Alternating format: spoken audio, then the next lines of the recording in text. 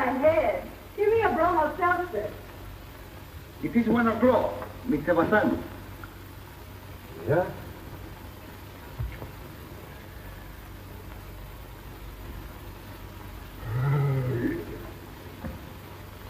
¿Quién habrá inventado el reloj, caramba?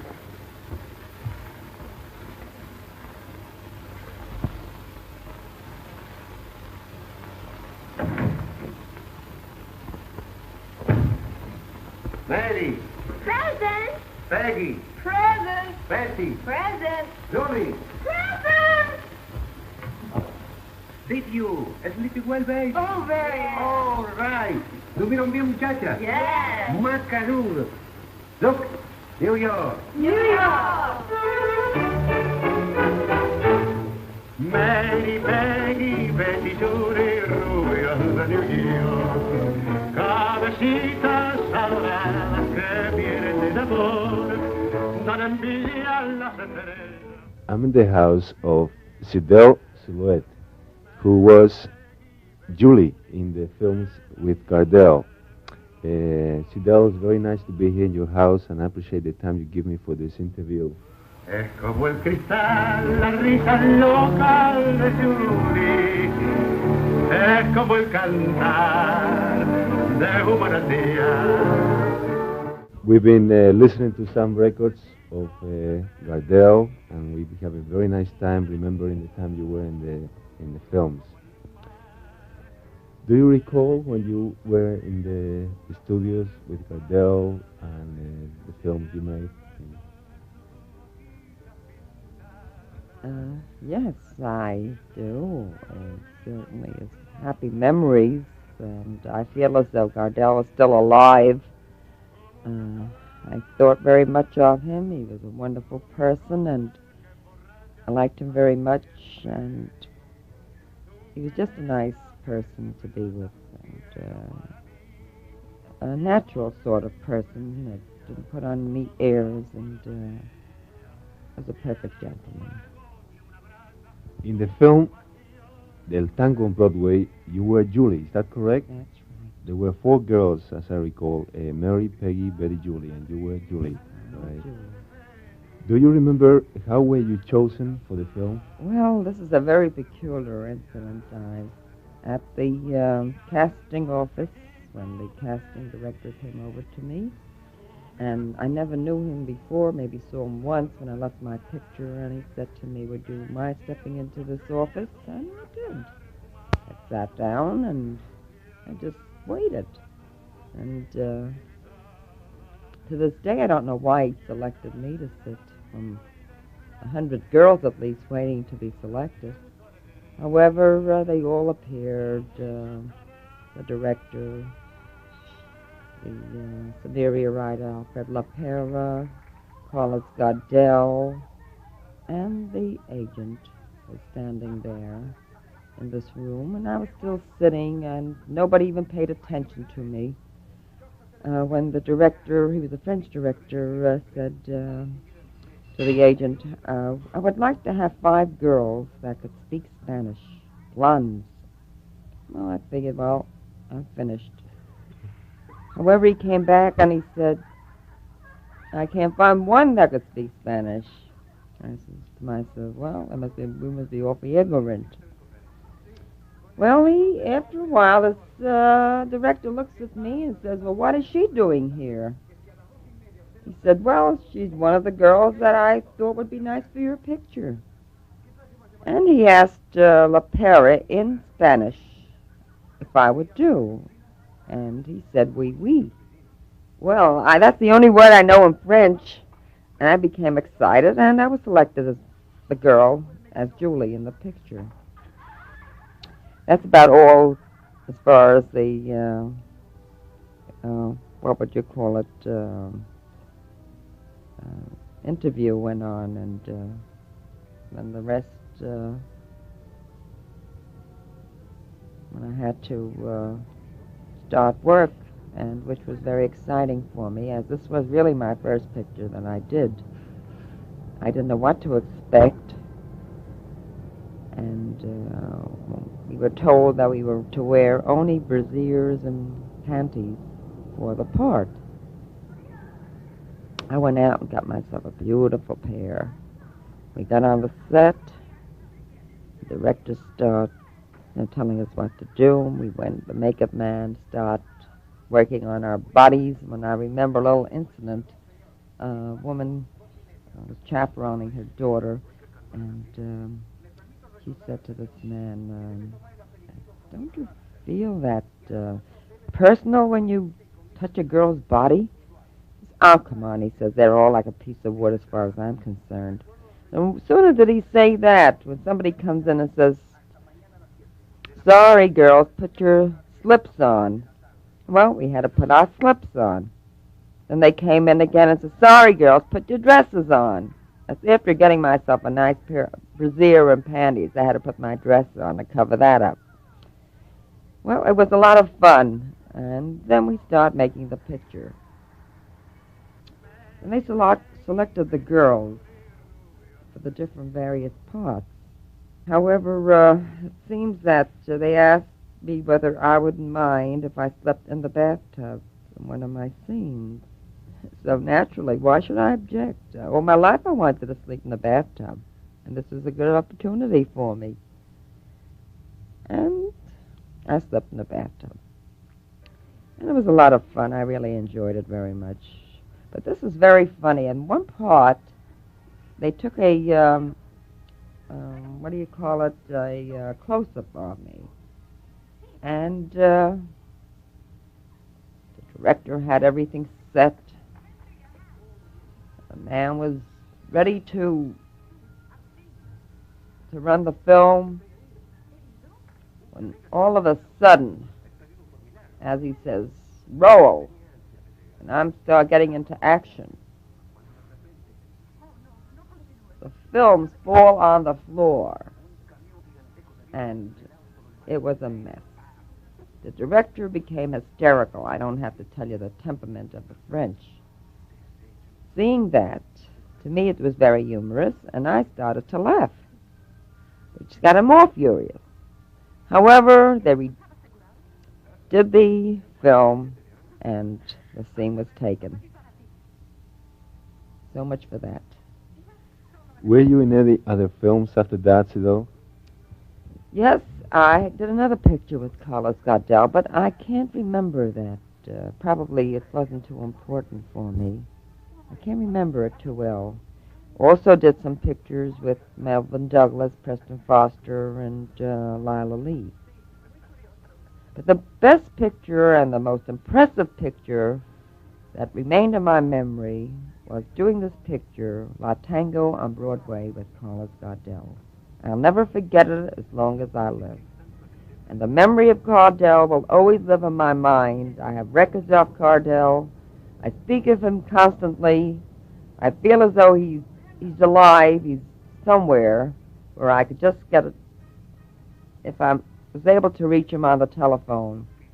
To me, he's not dead. His soul is alive, strictly alive. And I feel a lot of people feel the same way about the way I do about him. You that knew him personally, what type of a man he was?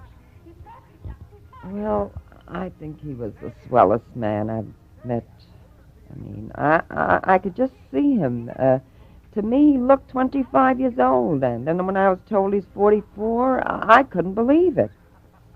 He was courteous, he was debonair, and he was just a nice person. Good morning, ladies. Hello, Julie. Oh, hello, May.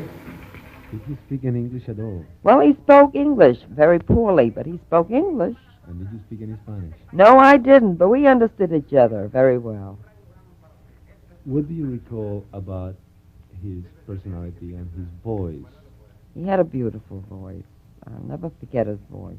Did he actually sing in the films? Oh, yes, he sang, and he sang very well. If he was living today, I think he would be a second Rudolph Valentino. Do you recall any other anecdotes on the set or off the set? Not particularly, no. I think I've told you everything I knew. Did you ever went out with a group, with Lepera Yes. and Gardel? Oh, yes. Oh, yes. Oh, yes. Especially Lepera. I mean, he was very fond of me, and I liked him. He was a perfect gentleman, and we had some very nice times together. Do you recall that time in a previous conversation you told me Lepera was receiving a friend from England and they wanted to get a Oh, date? Do you yes. recall This that? is really funny. Lepera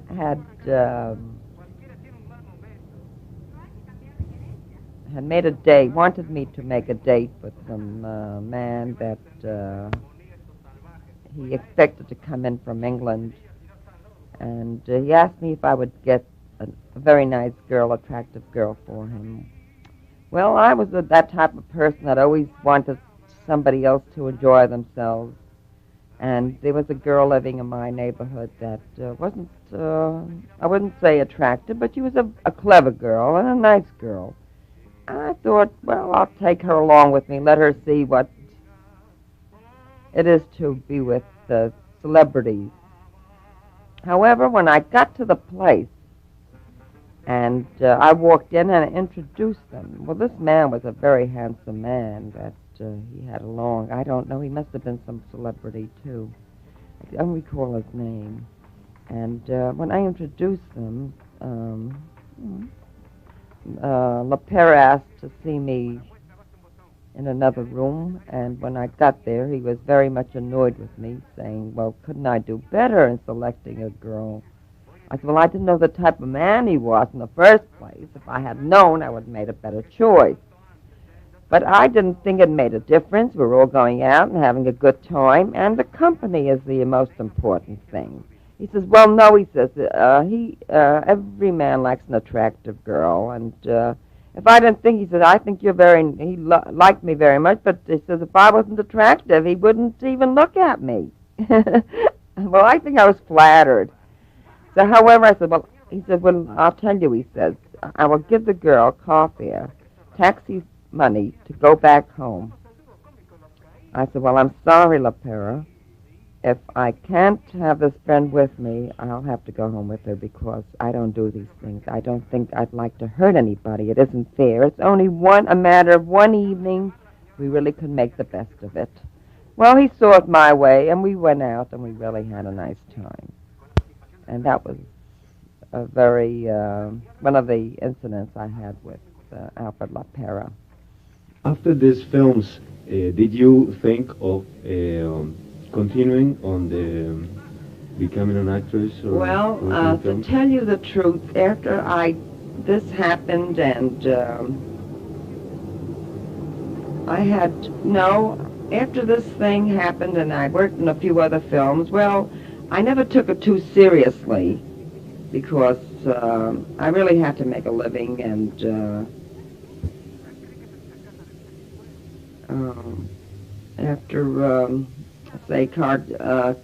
after this accident, I seem to have lost interest in going back to the studios because I know that Carlos Gardel had some contracts with Hollywood, and he told me that when they got back, they would get in touch with me, and perhaps something would have happened.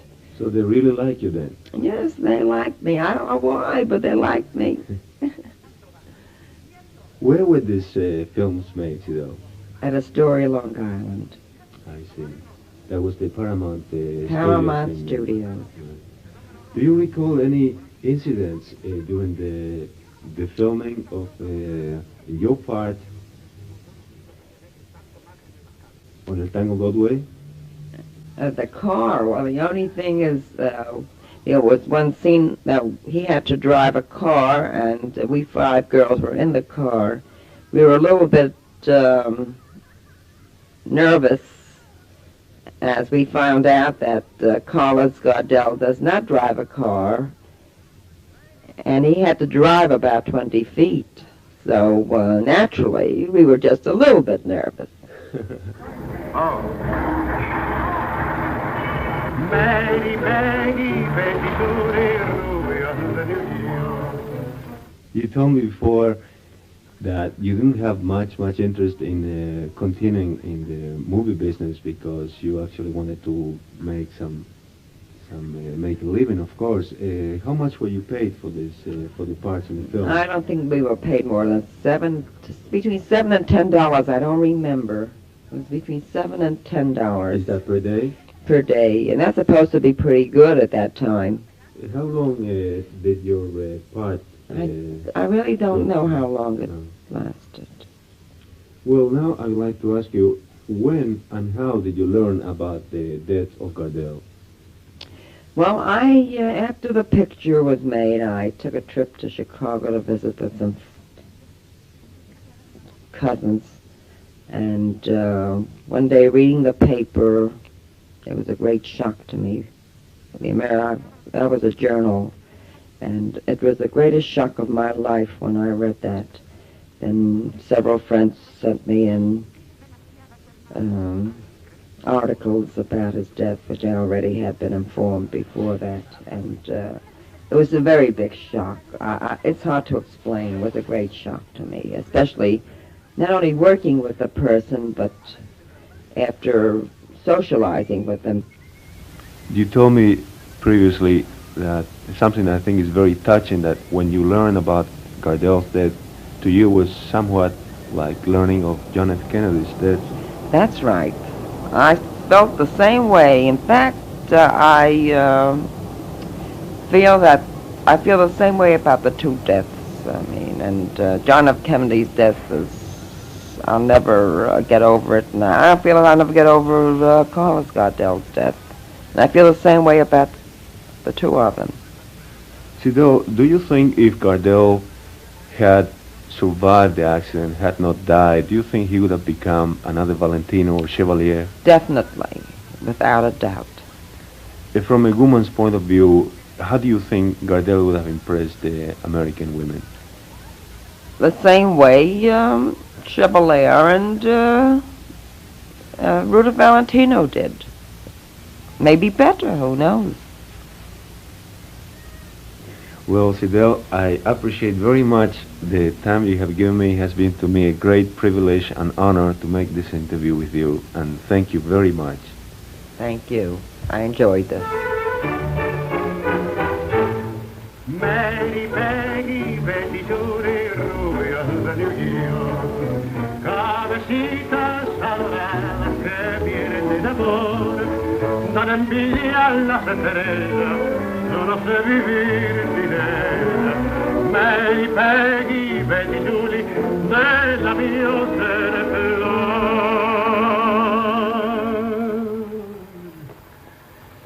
Es como el cristal, la risa loca de Judy, es como el cantar de un manantial. Curva mi soñar el dulce hechizo de Peggy, un mirar azul, hondo como el mar, deliciosa criatura perfumada. Quiero el beso de tu boquita pintada, frágiles muñecas del olvido y del placer. Ríe su alegría como un cascabel, rubio cóctel que emborracha, así es Mary. Tu melena que es de plata quiero para mí. Si el amor que me ofrecía solo dura un breve día, tiene el fuego de una brasa tu pasión de mí.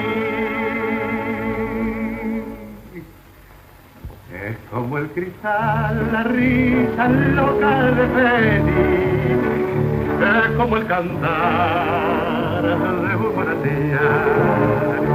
Turba mi soñar el dulce hechizo de Peggy, tu mirada azul, hondo como el mar, deliciosa criatura perfumada.